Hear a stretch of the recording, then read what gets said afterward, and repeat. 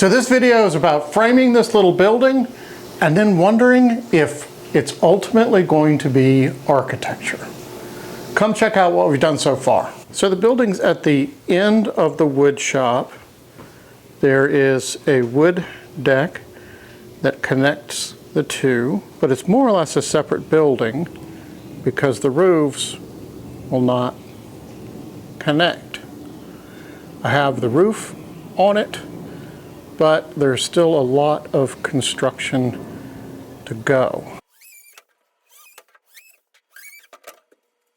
There's going to be a desk right here, the big piece of glass in this view, and an operable window on the side. So here are the drawings, and it is an insane amount of drawing.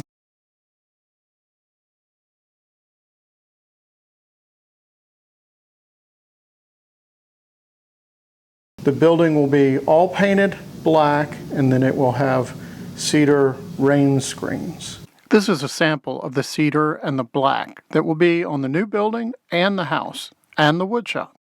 But will it be architecture? Will this collection of 2x4s and plywood become a work of architecture? Our rafter boards are 16 feet long. The trees in our driveway are 12 feet wide. When I saw the stack of lumber and the rafter boards on the bottom, I thought I was going to have to carry every board up the driveway because I didn't think you could get 16-foot boards between trees that are 12 feet apart. But the driver said, "Nah, man, I can get it anywhere you want to." That I had to watch.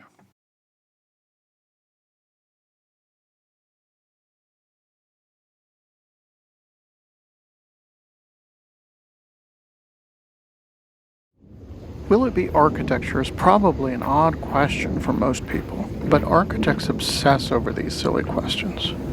Just like artists wonder what art is. I cut the lumber to length in the wood shop for all the walls.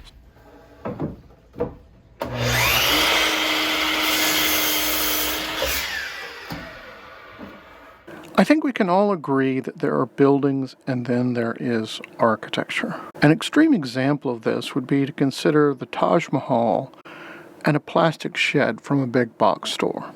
They both have walls and a roof. They both fulfill a function. They're both buildings, and yet they're very different. I think most would agree that one is a mere building, the shed. The other is a work of architecture, the Taj Mahal. So these are ends of a very broad spectrum. Somewhere in that spectrum is a line where a building becomes architecture. But where do we draw that line? Based on the plans, I built all the wall sections on the floor and then lifted them into place.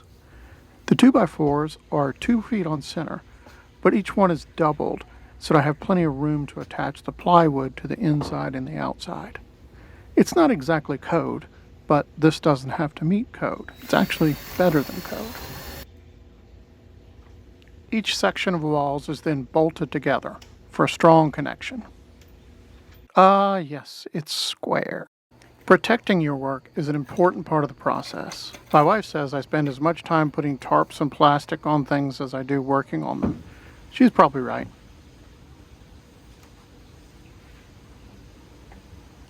There's always a way to lift something heavy. It just takes a little thought.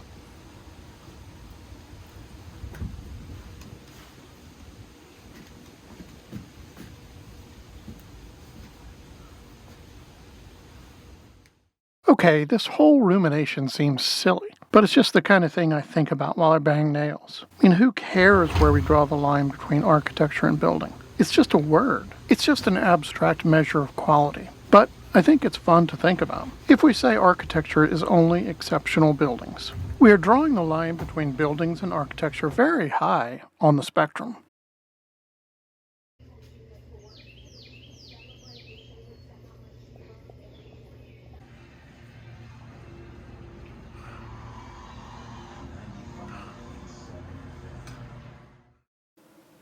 I built the walls around the building until they met.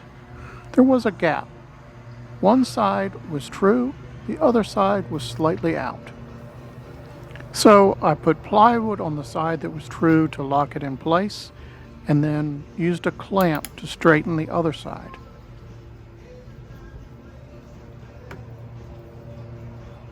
And just tweaked things until I got everything pretty much right.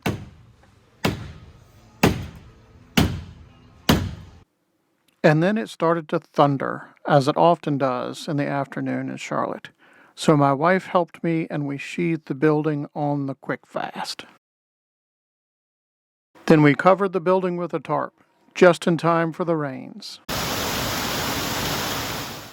So let's say 1% of buildings have the potential to be architecture. I used to chase architecture design awards. I know the opportunities to build at that level are very rare. Architectural training is focused on creating exceptional architecture only. Economy and restraint are not part of an architect's training. Any deviation from the pure and exceptional idea is a compromise. So the majority of architects are searching for the 1% clients. Maybe that's the way it's always been. The history of architecture is palaces and cathedrals, not ordinary homes.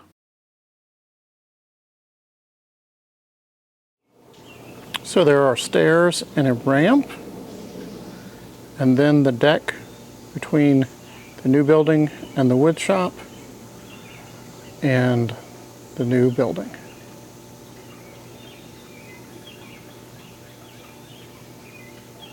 All of these open areas will ultimately be glass. This will be a glass door. The ceiling will be illuminated by floodlights. But what does this rant about architecture have to do with you? I think these challenges apply to a lot more than architecture. We are all brainwashed into only caring about exceptional things. And when only exceptional things matter, we miss opportunities to create extraordinary things with ordinary means. So this silly little building, this obsession, is a personal attempt to draw the line between what I care about much lower on the spectrum. Our little building is made of 2x4s and plywood from a big box store. It does not require exceptional resources. It is not novel in technology or materiality. It's just an attempt to make a good building. Will that be architecture? In the end, I guess we'll see. I hope you enjoyed this story. My content is about thoughtful design and making. Apparently that's too eclectic for an algorithm. But I just can't bring myself to just do one thing over and over. So don't let an algorithm tell you what to watch. Please subscribe and hit notifications so you'll know when I post another story. Now I need to shingle the roof and build some windows. Cheers.